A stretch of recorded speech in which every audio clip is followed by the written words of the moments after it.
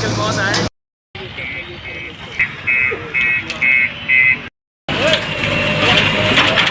औरैया में 220 करोड़ से अधिक कीमत की जमीन पर अवैध कब्जा धारकों पर चला पीला पंजा।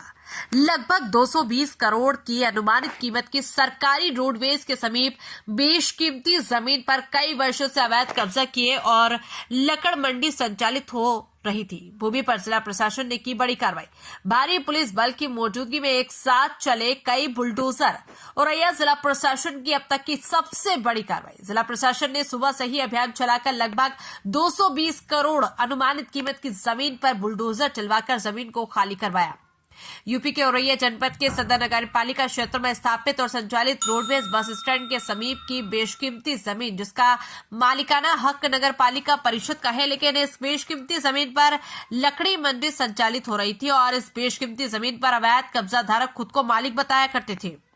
जिलाधिकारी औरैया डॉक्टर इंद्रमणि त्रिपाठी ने यूपी सरकार की मंशा के अनुरूप कार्य करते हुए सरकारी रोडवेज बस स्टैंड के समीप की 220 करोड़ रुपए अनुमानित कीमत की जमीन पर सुबह से ही कई जेसीबी मशीन लगाकर सरकारी बेशकीमती जमीन पर अवैध कब्जों को ढहाया गया।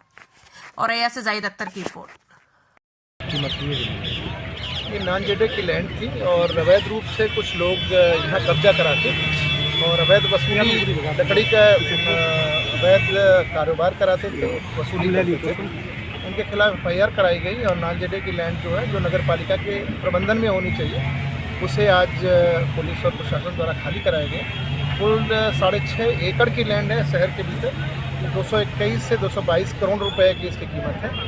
इसमें करीब 15-16 स्ट्रक्चर्स तो बड़े थे, कुछ छोटे स्ट्रक्चर थे, वो सभी हटा दिए गए। पहले से इनको जो ऑनरेबल सुप्रीम कोर्ट की गाइडलाइन है उसमें हम लोगों ने मुनादी कराई थी, बताया था कि ये खाली कर लें और कुछ लोगों ने खाली कर लिया था, कुछ लोग हड़तल भी थे, नहीं खाली, उनको इंक्रोचमेंट हटाया।